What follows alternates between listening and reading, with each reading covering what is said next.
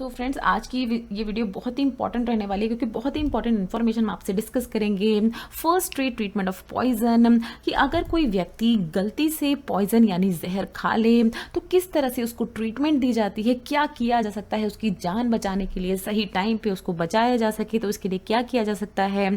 सारे स्टेप्स हम आपसे एक एक करके डिस्कस करेंगे। वीडियो स्टार्ट करने से पहले आपसे एक रिक्वेस्ट है, अगर आप चैनल पर पहली बार आए हैं तो प्लीज़ चैनल को सब्सक्राइब जरूर करें। इसी तरह की बहुत ही इंपॉर्टेंट वीडियोज़ हम आपके लिए लाते रहते हैं अपने चैनल पे, तो चैनल को सब्सक्राइब करना तो आपका बनता है। तो चलिए शुरू करते हैं अपना आज का सेशन।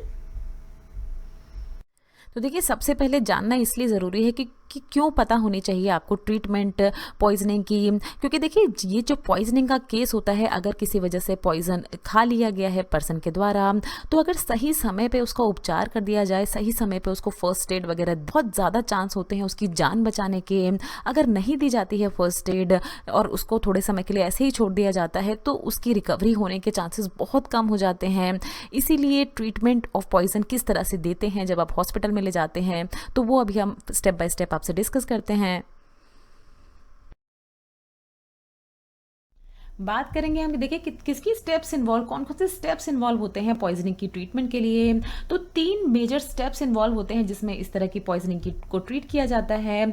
सबसे पहला स्टेप होता है वॉमिटिंग, पर्सन को उल्टी करवाई जाती है, जो भी उसने पॉइजन खाया है वो उसके शरीर से निकल जाए तो इसलिए करवाई जाती है उल्टी। सेकेंड होता है देखिए गैस्ट्रिक लेवेज, गैस्ट्रिक लेवेज में स्टमक को वॉश किया जाता है, किस तरह से वॉश किया जाता है वो अभी देखेंगे। थर्ड होती है ट्रीटमेंट विद चारकोल। अब ये चारकोल क्या होता है, ये एक तरह का यूनिवर्सल एंटीडोट होता है। जब पता नहीं होता है कि किस टाइप का पॉइजन खाया गया है पर्सन के द्वारा, तो उस केस में चारकोल दे दिया जाता है ताकि जो भी पॉइजन है वो उसको एब्जॉर्ब करने का काम करे, वो और शरीर से निकालने का काम करे। फिर होता है देखिए एंटीडोट एडमिनिस्ट्रेशन, अगर पता है कि किस वजह से ये पॉइजन, कौन सा पॉइजन शरीर में गया है, तो उसके अगेंस्ट एक एंटीडोट दे दिया जाता है पर्सन को, जो कि उसके इफेक्ट को काट देता है, पॉइजनिंग के इफेक्ट को। तो सारे ही स्टेप्स जो है देखिए एक एक करके डिस्कस करते हैं हम अपनी नेक्स्ट स्लाइड में।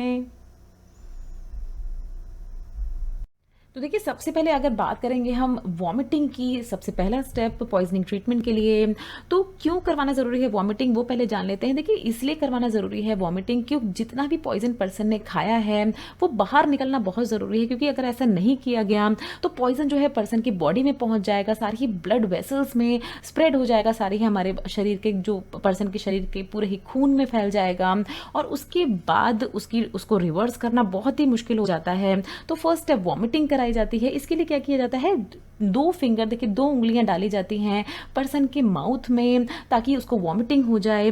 अगर इस तरह से भी वॉमिटिंग नहीं हो पाती है पर्सन को, तो क्या किया जाता है, सलाइन वाटर उसको पिलाया जाता है। सलाइन वाटर क्या होता है, किस तरह से बनाया जाएगा सलाइन वाटर, तो 4 चम्मच नमक मिला दिया जाता है 1 गिलास पानी में। और इस देखिए इतना मात्रा में जब नमक मिलता है पानी में तो बहुत ज़्यादा नमक जो है वो सलाइन हो जाता है वाटर, और इस तरह का सलाइन वाटर अगर पर्सन को दिया जाए पीने के लिए उस टाइम पे, तो उसको फोर्सफुली वॉमिटिंग आ जाती है, उल्टी आ जाती है। तो इस केस में क्या होता है, पॉइजन सारा ही बाहर आने के बहुत ज़्यादा चांस होते हैं। नौ बात करेंगे सेकंड बहुत ही इंपॉर्टेंट स्टेप गैस्ट्रिक लेवेज की। गैस्ट्रिक लेवेज में क्या किया जाता है, जिस भी पर्सन ने पॉइजन खाया है उसके स्टमक से पॉइजन को रिमूव करने के लिए क्या डाला जाता है, नॉर्मल सलाइन वाटर। एक तरह की ये होती है रायल्स ट्यूब, तो इस रायल्स ट्यूब के थ्रू ये नॉर्मल सलाइन वाटर पर्सन के इसोफेगस के थ्रू स्टमक में डाला जाता है, स्टमक को पूरी अच्छे से वॉश किया जाता है, और फिर इसी ट्यूब, रायल्स ट्यूब के थ्रू बाहर निकाल लिया जाता है ताकि जितना भी पॉइजन जो स्टमक तक पहुंच गया है वो अब वापस आ जाए, इंटेस्टाइन में ना जाए। क्योंकि देखिए यहाँ स्टमक के आगे इंटेस्टाइन होती है, इंटेस्टाइन में जो भी चीज़ जाती है, जो भी हम चीज़ खाते हैं, अगर वो इंटेस्टाइन तक पहुंच गई तो पूरे ही बॉडी में, क्योंकि इंटेस्टाइन में एब्जॉर्प्शन शुरू हो जाता है इंटेस्टाइन के बाद, तो पूरी ही बॉडी में हमारे पर्सन की ब्लड वेसल्स तक पहुंचने का चांसेस ज़्यादा हो जाते हैं पॉइजन के। तो इसी रायल्स ट्यूब के थ्रू ये नॉर्मल सलाइन डाला जाता है और इसी तरह से वॉशिंग की जाती है, स्टमक को वॉश किया जाता है, पूरा ही धोया जाता है स्टमक को, आप कह सकते हैं। और फिर देखिए थर्ड स्टेप क्या किया जाता है, ट्रीटमेंट विद चारकोल। तो देखिए इसी रायल्स ट्यूब के थ्रू ही चारकोल को डाल दिया जाता है, चारकोल को धीरे धीरे डाला जाता है स्टमक में। चारकोल क्या करता है, देखिए एक्टिवेटेड चारकोल सारा ही बचा हुआ पॉइजन एब्जॉर्ब कर लेता है। हमने जैसे कि मैंने आपको बताया पहले ही कि जब पॉइजनिंग पता ना हो कि किस वजह से हुई है तो चारकोल देना बहुत ही फायदेमंद रहता है उस केस में, बिकॉज देखिए चारकोल एब्जॉर्ब कर लेता है 60% ऑफ टॉक्सिक सब्सटेंस, 60% एब्जॉर्ब कर लेता है और स्टमक से बाहर जाने से रोकता है पॉइजन को, सिर्फ स्टमक तक ही पॉइजन रुक जाता है, इंटेस्टाइन में नहीं जा पाता है। तो यही चारकोल बहुत ही इंपॉर्टेंट रोल प्ले करता है इस तरह की जो पॉइजनिंग के केसेस होते हैं उसको ट्रीट करने में। नाउ फिर देखिए नेक्स्ट क्या किया जाता है, इस तरह से ये सारी ट्रीटमेंट देने के बाद चेक किया जाता है 3 चीज़ें बहुत ही important, airways, breathing and circulation. Airways में क्या किया जाता है, पर्सन का नाक और मुंह उसको चेक किया जाता है, डॉक्टर अच्छे से चेक करते हैं कि किसी अच्छे से पर्सन जो है उसके सारे ही एयरवेज खुले हुए हों, ब्लॉक ना हो गए हों। ब्रीदिंग, पर्सन अच्छे से सांस ले पा रहा है या नहीं, ये चेक किया जाता है डॉक्टर्स के द्वारा। और थर्ड बहुत ही इंपॉर्टेंट, सर्कुलेशन, ब्लड जो है वो अच्छे से फ्लो हो रहा है पर्सन की बॉडी में या नहीं, किसी तरह की ऑब्स्ट्रक्शन या ब्लॉकेज तो नहीं आ गई है, किसी तरह की दिक्कत तो नहीं हो रही है उसके ब्लड को फ्लो होने में। तो ये तीनों ही चीज बहुत ही जरूरी होती है चेक करने के लिए।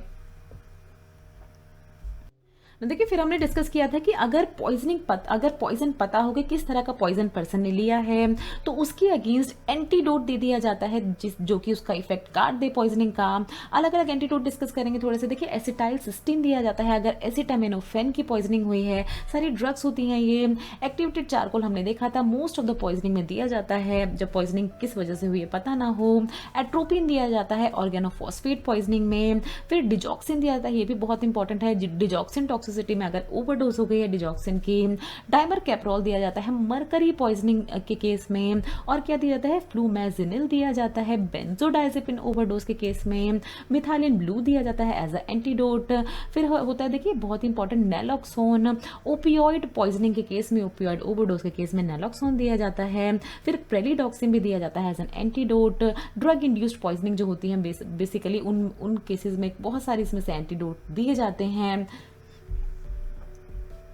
So thanks for watching. I hope कुछ एक्स्ट्रा इन्फॉर्मेशन मिली हो आपको इस वीडियो से।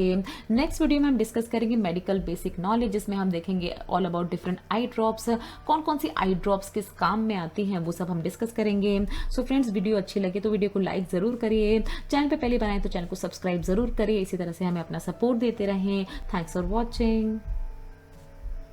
ये कुछ हमारे रिलेटेड वीडियोस के लिंक हैं जिन पे क्लिक करके आप उनको देख सकते हैं। दोस्तों लर्निंग फार्मेसी पे आने के लिए और ये वीडियो देखने के लिए आपका बहुत बहुत शुक्रिया। मिलते हैं अगले वीडियो में।